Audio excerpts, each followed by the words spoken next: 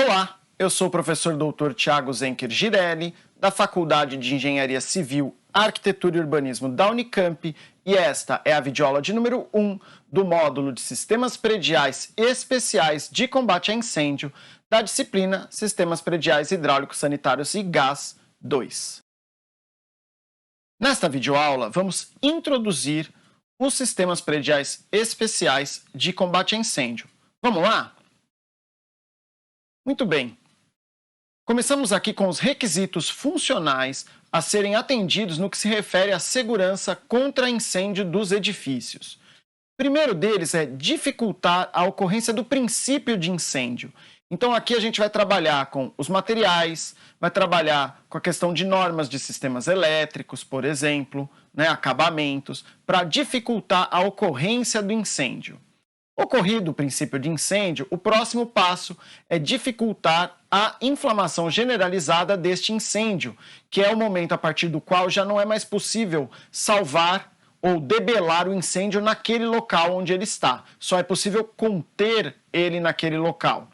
Então, nessa etapa, o que a gente pode trabalhar aqui é, de novo, a questão dos materiais para dificultar uma propagação generalizada. O controle de materiais também é eficiente, E também a questão da possibilidade de extinção do incêndio no ambiente de origem, antes dessa inflamação generalizada. Aqui na disciplina, nós vamos falar dos sistemas de sprinklers ou chuveiros automáticos, que são um dos meios para que a gente possa extinguir o incêndio ainda na sua fase inicial. Bom, vamos dizer que esteja instalada a inflamação generalizada no ambiente de origem de incêndio. O próximo passo a partir daí seria evitar que esse incêndio se alastre para outros locais da edificação ou até para edificações próximas à edificação que está pegando fogo. Isso, de novo, a gente vai fazer com controles de materiais de acabamento, por exemplo, paredes corta-fogo, por exemplo, vedação vertical para que as labaredas e a fumaça não alcancem andares diferentes do andar onde está pegando fogo. Esse tipo de ação é que é mais relevante neste caso da compartimentação do edifício para que o incêndio não se propague.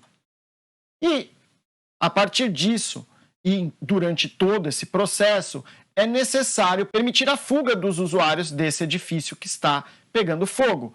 Para isso, nós vamos falar de outro sistema, que é o sistema de detecção e alarme, que vai auxiliar a informar de maneira automática os usuários de que existe um incêndio acontecendo e da necessidade deles evacuarem o prédio. Mas não só isso, a gente precisa também avaliar aspectos como os acessos, as rotas de fuga, a sinalização de emergência, a escada com câmara dupla ali para evitar que a fumaça entre na caixa de escada, enfim, uma série de ações que podem ser tomadas para facilitar a fuga dos usuários do edifício antes que o edifício inteiro entre em chamas e eventualmente entre em ruína. Esse é o próximo passo, evitar que o edifício entre em ruína num tempo curto demais, que seja insuficiente para os usuários deixarem a edificação e o entorno da edificação. Então aí vai trabalhar nos materiais de construção. A gente sabe que o concreto armado ele tem uma resistência melhor ao fogo, pela própria cobertura do concreto em relação à armadura. Já os edifícios de estrutura metálica precisam, então, em muitos casos, de um sistema especial de proteção contra incêndio, que é projetado sob a estrutura metálica para que ela resista mais tempo com as suas características principais de resistência antes que o incêndio transforme o metal ali em algo mais dúctil e que não suporte mais as cargas do edifício, e isso vai levar o edifício à ruína. Além disso, obviamente, permitir operações de natureza de combate ao fogo, resgate e salvamento das vítimas. Então, também é necessário que a brigada de incêndio tenha acesso aos locais para evacuar as vítimas ou mesmo o corpo de bombeiros no momento em que eles chegarem na edificação. Muito bem. Trocando em miúdos aqui, a gente pode falar então da prevenção, que é evitar o incêndio. Aí a gente está falando de controle de materiais, das fontes de calor e treinamento das pessoas. Proteção, que é dificultar a propagação e manter a estabilidade da edificação. Então a gente tem as medidas passivas que a gente comentou, como paredes corta-fogo, afastamentos entre edificações, proteção estrutural, etc. E também medidas ativas, que a gente vai falar de uma delas aqui, os chuveiros automáticos, e também eu poderia pensar em ventilação e tiragem de fumaça, né? Entre outras medidas ativas que podem auxiliar aí a evitar a propagação de um incêndio. E também a questão do combate, né? Que, no caso, os chuveiros automáticos, eles também são uma medida muito eficiente de combate ao incêndio, porque eles são automáticos e independem de uma brigada de incêndio, de alguém que tenha coragem de pegar um equipamento manual, ou seja, um hidrante, uma mangueira de um hidrante ou um extintor e ir em direção ao incêndio para tentar apagá-lo. Os chuveiros automáticos vão atuar independentemente de uma ação humana aí nesse sentido. É claro que a natureza das pessoas é de evacuar o local. Muito poucos teriam a coragem de, em vendo um extintor ou um hidrante, mesmo que soubessem operar, né, em pegar aquele equipamento e tentar extinguir o incêndio. Principalmente se ele já tiver numa proporção um pouco maior. Se for muito inicial, talvez isso funcione, mas se o incêndio já tomou alguma proporção, mesmo ainda não tendo acontecido aquela inflamação generalizada, as pessoas provavelmente vão optar por fugir e salvar as pessoas que estão no entorno e não retornar e combater o incêndio. Por isso, para que as pessoas fujam, existem os meios de escape, então, que também possibilitam o acesso do Corpo de Bombeiros e da Brigada de Incêndio. Então, são duas vias, a via de levar as pessoas para um local seguro e a via de permitir que a Brigada de Incêndio e o Corpo de Bombeiros chegue ao teu local para combater o incêndio. E, no meio disso tudo, a gente tem algo muito importante, que é o gerenciamento de todo esse sistema. Precisam ter pessoas qualificadas para estar à frente do gerenciamento desses sistemas existentes da edificação, porque o incêndio não acontece na edificação todo dia, nem todo ano, nem toda década. Na verdade, a gente espera que nunca aconteça. Acontece muito frequentemente. De quando acontece um incêndio na edificação, o sistema não funciona. Por quê? Porque ficou anos parado, não foi dada manutenção, não foi feito teste, e aí um registro foi fechado por uma manutenção e depois esqueceram de reabrir, e simplesmente o sistema não está funcionando quando ele é necessário, ou seja, quando eu tenho um incêndio.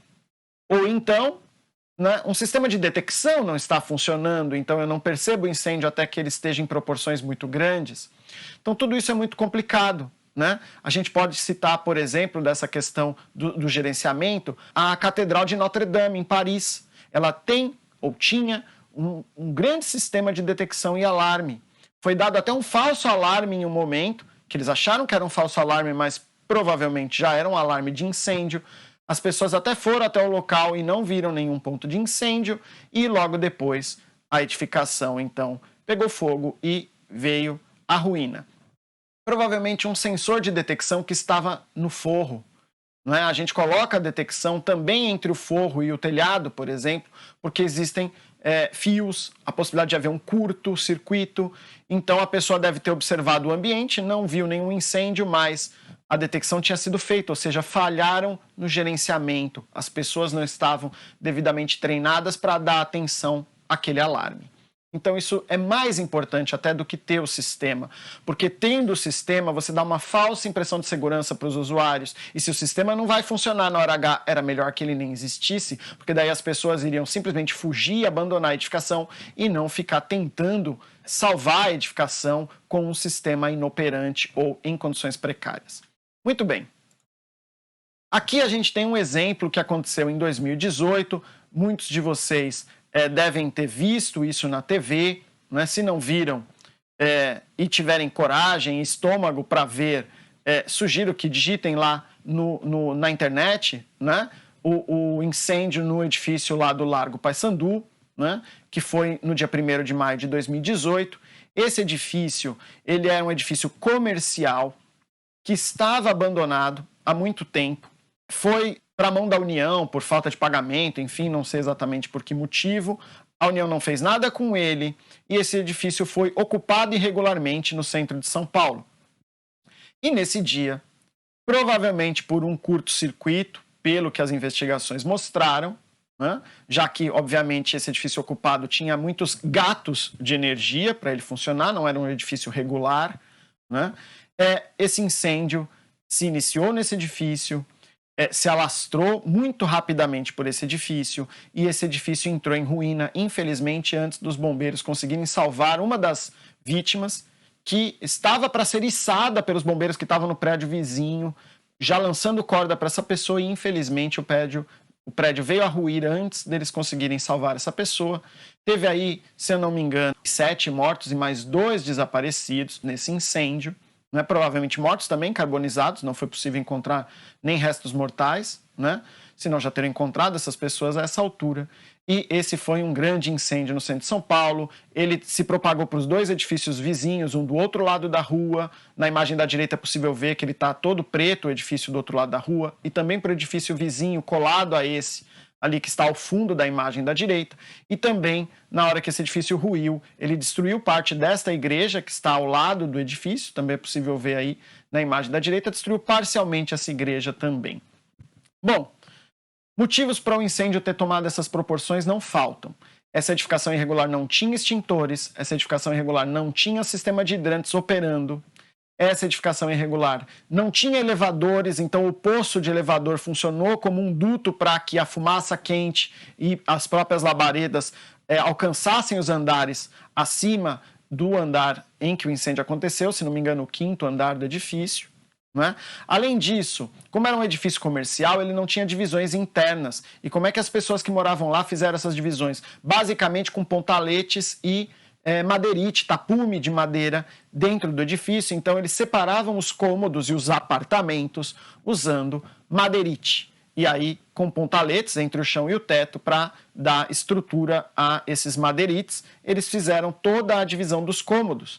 E madeirite, como vocês devem saber, madeira em geral, é um excelente combustível sólido. Ele pega fogo muito facilmente, né?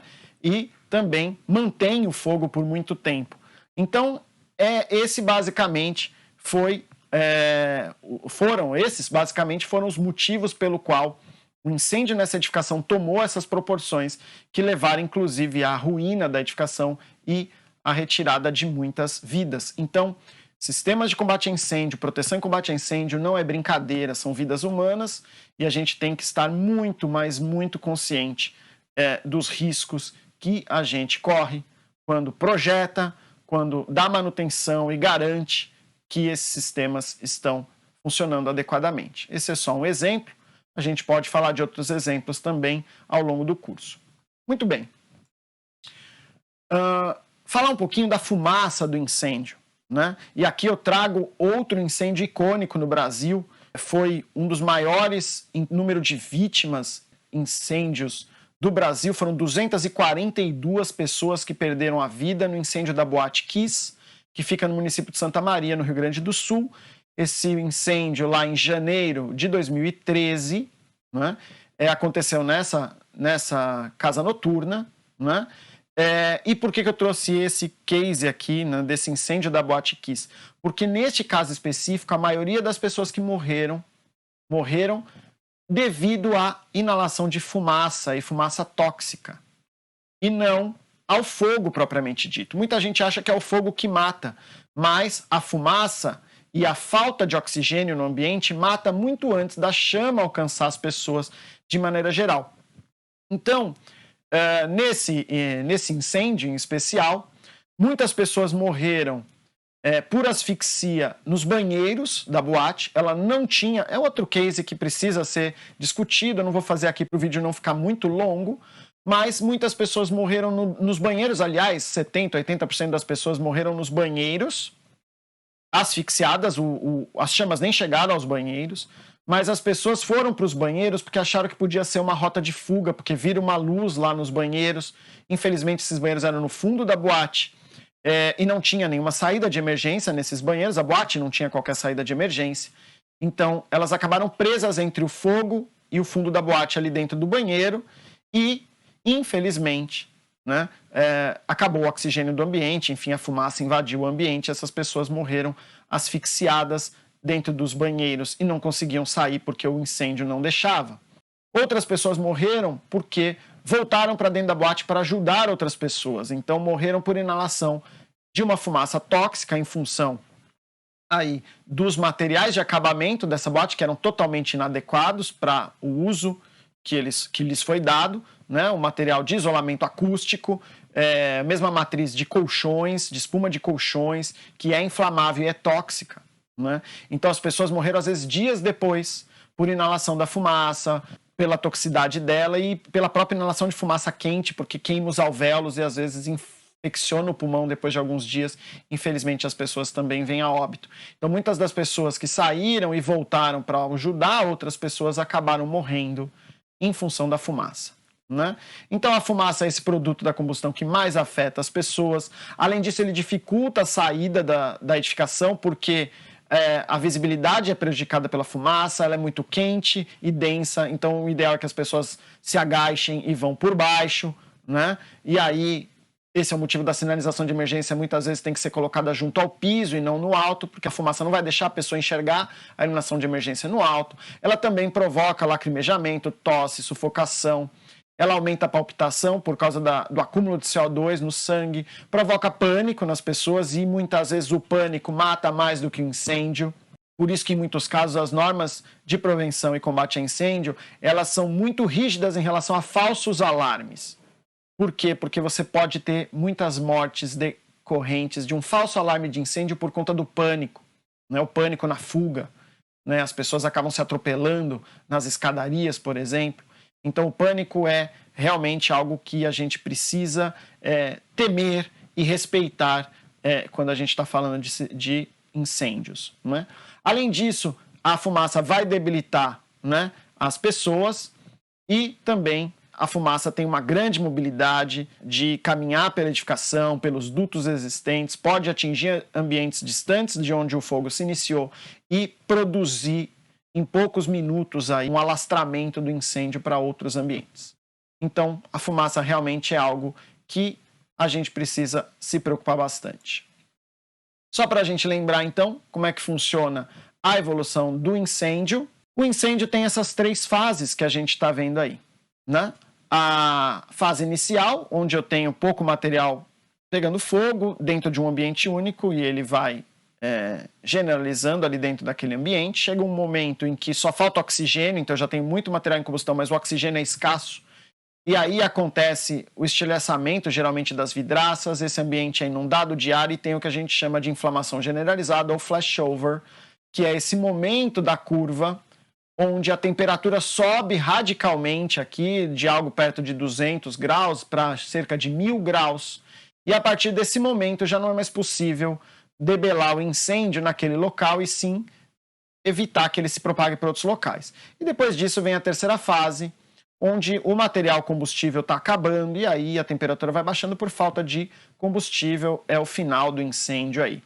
Onde os sistemas de chuveiros automáticos, que a gente vai ver na disciplina, vai trabalhar nessa primeira fase. Como ele é um sistema automático, ele vai atuar já nessa primeira fase com suporte de detectores, eventualmente, apesar de que o chuveiro também é um detector, a gente vai falar disso lá para frente, mas ele vai atuar nessa primeira fase. Então a ideia dos chuveiros automáticos é impedir que o incêndio atinja a inflamação generalizada, por isso ele é tão importante, em especial em edificações comerciais, industriais, ele é obrigatório. Legal? Muito bem. Então é isso. Nas nossas próximas videoaulas, nós vamos falar dos sistemas de detecção e alarme contra incêndios e também dos sistemas de combate a incêndios com chuveiros automáticos ou sprinklers.